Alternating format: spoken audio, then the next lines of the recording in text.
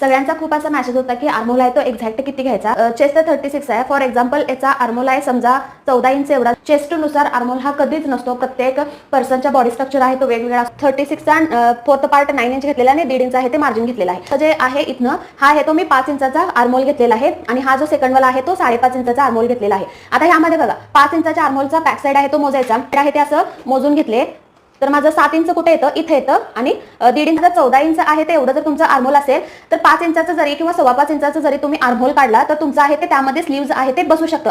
पण जर समजा आर्मोल आहे तो क्लायंटचा जर 16 इंच असेल, चेस्ट 36 सेम आहे पण आर्मोल जर 16 इंच असेल तर ह्यामध्ये आहे ते तुमचं बसणारच नाही. तर 5.5चा देखील एक तुमच्यासाठी ड्रॉ केलेला आहे. आता इथं बघू शकता इथून मी आहे ते काउंट करते.